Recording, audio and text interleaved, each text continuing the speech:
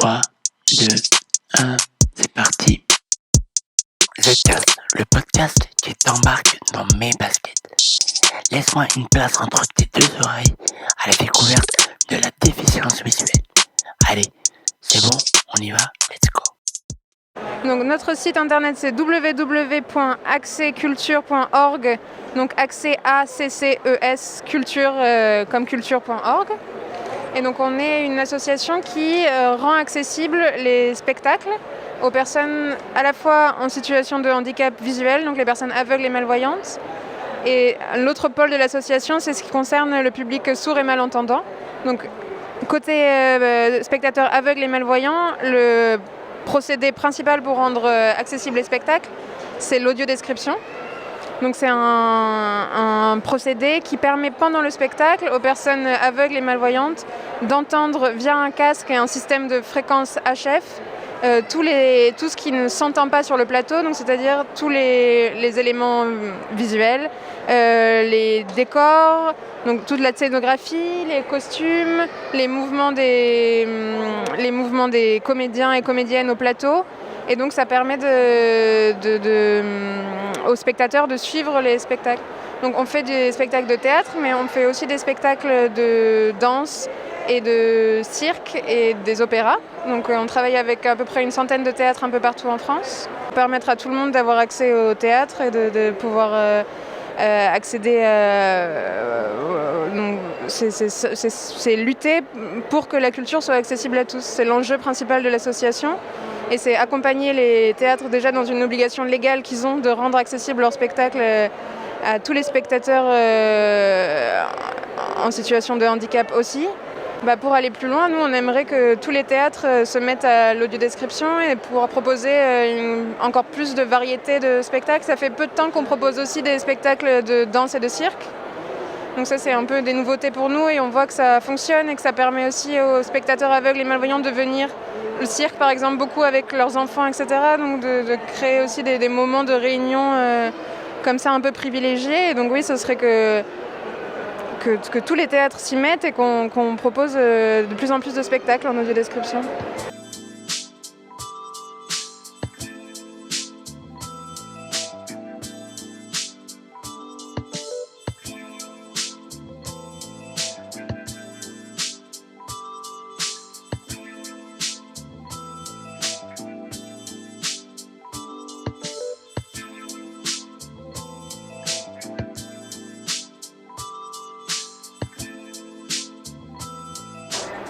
Alors je suis Amar Nafa, je suis le délégué général de l'association Cinéma Différence, qu'on peut retrouver sur internet sur www.cinemadifference.com.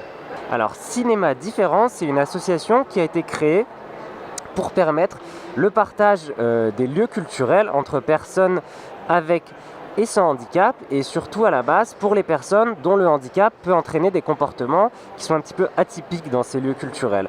Donc des personnes avec autisme, avec un polyhandicap ou un handicap intellectuel, qui font que quand ils ont des comportements un petit peu hors normes, donc ça peut être un besoin de vocaliser, un cri, des gestes un petit peu incontrôlés ou un besoin de se lever pendant la séance, on va s'attirer les regards, les réflexions des autres spectateurs dans le cadre de séances ordinaires. Donc l'idée, c'est de proposer des séances qui sont ouvertes à tous les spectateurs dans des cinémas classiques qui sont des cinémas partenaires. Et lors de ces séances cinéma différence, les codes sont un petit peu assouplis. Chacun est libre de vivre le film et ses émotions à sa façon, de les exprimer à sa façon. Et on peut du coup vocaliser, applaudir quand on veut applaudir, rire quand on veut rire, se lever si besoin, sortir et rentrer de la salle au besoin également. Et pour aider tout ça, une équipe de bénévoles est présente sur chaque séance pour d'une part informer tous les spectateurs des spécificités de la séance et d'autre part pour accompagner les spectateurs en fonction de leurs besoins.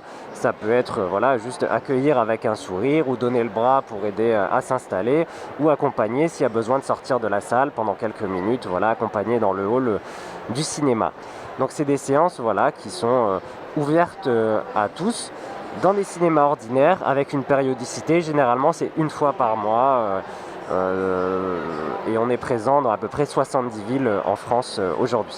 Alors l'enjeu initial, c'est une question d'égalité de droit, parce que tout un chacun a le droit d'aller au cinéma, de profiter de loisirs culturels, d'avoir le droit à une vie culturelle. C'est quelque chose qui est de plus en plus pris en compte par les cinémas, mais il y avait surtout aussi beaucoup d'ignorance en fait sur cette exclusion que peuvent vivre certaines personnes. On pense plus facilement aux questions d'accessibilité motrice, donc le fait qu'il y ait un ascenseur ou qu'il y ait des places pour les fauteuils roulants, les questions d'accessibilité sensorielle, mais bien souvent quand on n'est pas confronté personnellement à ça, on ne sait pas qu'il y a des personnes qui ne peuvent pas aller au cinéma parce qu'elles ont des réactions qui vont en fait heurter les autres spectateurs et déranger entre guillemets les autres spectateurs. Donc du coup c'est pour ça que cette exclusion est assez méconnue. Et l'idée aussi à travers cette initiative Cinéma Différence, c'est de sensibiliser les spectateurs qui ne sont pas concernés par le handicap aux réalités que vivent ces personnes. C'est souvent aussi très difficile pour les familles parce que si on a des parents qui viennent avec un enfant en situation de handicap, ils vont toujours avoir la peur de déranger, être très stressés. Et au niveau de la vie familiale aussi, c'est pas toujours facile parce que quand il y a une fratrie, soit c'est tout le monde est puni et on sort pas, on reste à la maison, soit c'est l'enfant porteur de handicap va lui rester à la maison et les autres vont sortir. Là au moins, ça permet d'avoir une sortie familiale, tous ensemble et détendue parce qu'on sait que cette composante de stress va s'estomper et on va passer une sortie en famille comme tout le monde. Donc c'est vraiment un enjeu d'égalité qui est au centre de la démarche. Alors, l'idée pour nous, pour aller plus loin, c'est que pour l'instant, on est présent dans à peu près 70 villes en France. C'est beaucoup à notre échelle, parce qu'on est encore une petite association, mais c'est très peu comparé à toutes les villes en France et toutes les salles de cinéma en France. Donc l'idée, ce serait que cet accès au cinéma puisse être accessible de proximité pour tout le monde, pour le plus grand nombre en tout cas. Donc il y a cet enjeu d'essaimage en termes de cinéma. Et depuis quelques années, on s'est aussi ouvert au spectacle vivant, avec la démarche Relax, qui est en fait un équivalent du dispositif Cinéma Différence, mais pour tout ce qui est concert, théâtre, opéra, tout ce qui est spectacle vivant. Et là, l'enjeu, c'est comme il y a des différences, c'est de travailler avec les établissements culturels pour former les équipes, pour qu'à terme, ils soient autonomes dans cette proposition, pour accompagner, plutôt accueillir de nouveaux spectateurs qui pour l'instant ne fréquentent pas leur lieu. Donc l'idée c'est aussi de développer le dispositif Relax dans les années à venir.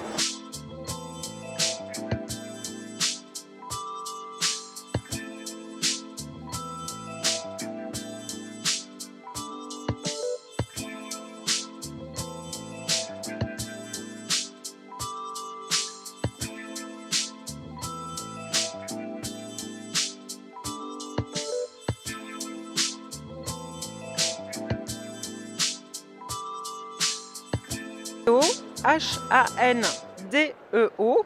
Le site internet c'est www.handeo.fr. Alors moi je suis Aurélie Pierre-Léandre et je travaille pour Handeo depuis 5 ans.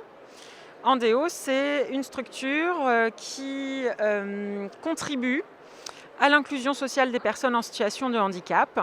Au sein du conseil d'administration de Handeo, on retrouve des organisations comme APF France Handicap, Trisomie 21 France, Autisme France, Paralysie cérébrale France, l'UNA-FTC, etc. C'est en fait un ensemble d'acteurs du handicap qui ont décidé, à travers Handeo, de se doter d'un outil technique pour améliorer la qualité du service rendu aux personnes en situation de handicap et améliorer les connaissances sur les besoins et attentes des personnes en situation de handicap. C'est donc ça les deux métiers qu'on déploie chez Handeo, de la recherche appliquée et des dispositifs qualité, certification, labellisation dans différents domaines d'activité pour que les personnes en situation de handicap puissent trouver près de chez elles, dans leur proximité, des services d'aide et d'accompagnement adaptés à leurs besoins et attentes et qui répondent à un cahier des charges qui est fixé par Handeo et qui sont contrôlés par Handeo s'agissant du niveau de qualité qu'il propose. Donc sur les labels et certifications Cap Handeo, on déploie plusieurs démarches. Une dans le champ des services à domicile, une autre dans le champ des services de transport, mais aussi on a une démarche qui s'adresse aux établissements sociaux et médico-sociaux qui accompagnent des personnes autistes ou des personnes polyhandicapées. On a une démarche sur le sujet des aides techniques et une autre qui concerne la thématique des salariés aidants. L'objectif, c'est vraiment de soutenir les organismes dans une prise en compte effective des besoins et attentes et dans la production d'un service de qualité à l'attention des personnes en situation de handicap, des personnes âgées dépendantes, des personnes fragilisées, de leurs aidants également. Alors notre objectif, c'est d'aller encore plus loin sur la base des travaux d'études qu'on fait, d'aller encore plus loin dans la sensibilisation du grand public sur qu'est-ce que c'est que le handicap, quels sont les différents types de handicap, quels sont les enjeux d'inclusion des personnes en situation de handicap. Et l'objectif en sensibilisant le grand public, c'est que tout le monde se sente concerné et que chacun sur son périmètre puisse agir pour bien vivre ensemble, tout simplement.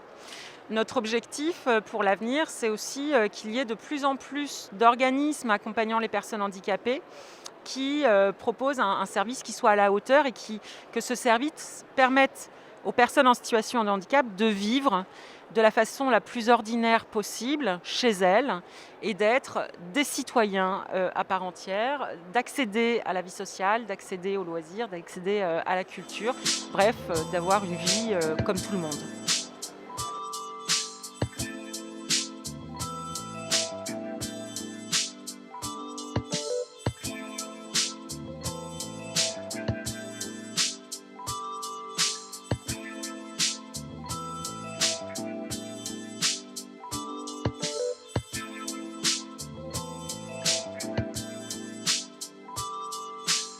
Bonjour, je m'appelle Tiziana Texier, je suis assistante administrative. Je représente l'association Un regard pour toi qui a été fondée par Ayette Louaille en 2014.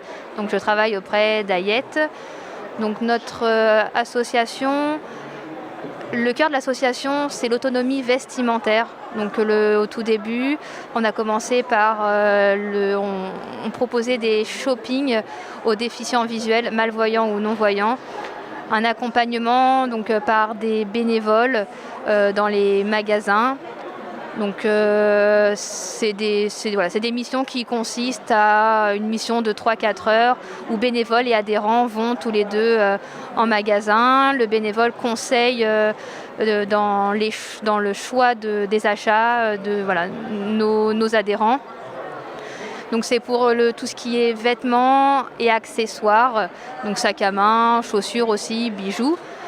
Ensuite, on propose des tris à domicile, donc le tri dans les armoires des déficients visuels. Les bénévoles vont à domicile voir si les vêtements sont encore portables, s'ils sont tachés, abîmés, délavés, des choses qu'on ne voit pas.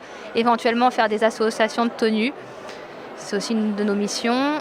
On propose également des décorations d'intérieur. Donc les bénévoles accompagnent nos adhérents dans le choix, dans le réaménagement de leur appartement, donc appartement ou maison.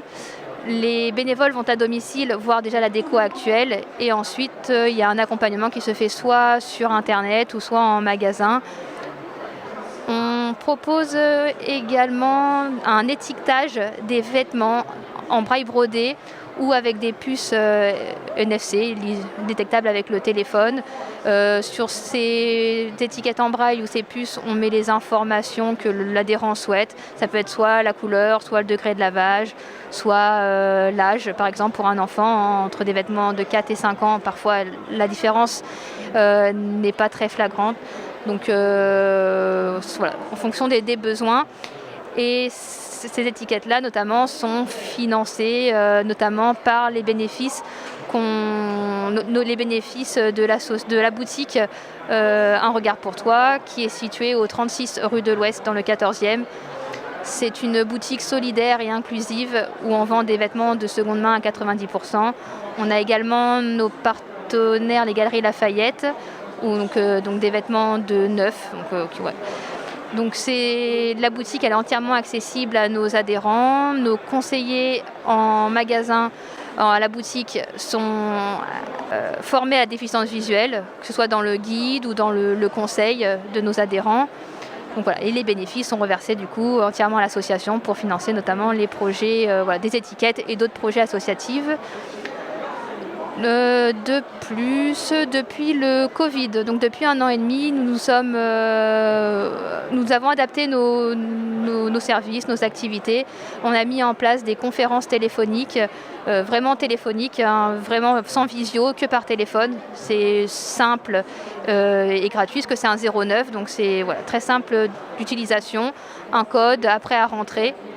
Et on propose du yoga, de la sophrologie, des lectures, des cours de langue, anglais, français, italien, espagnol, allemand, des apéros littéraires, apéros ciné, apéros foot. Donc voilà, différentes activités. Nous sommes présents à Paris, Île-de-France, Lille, Lyon, Toulouse et Montpellier.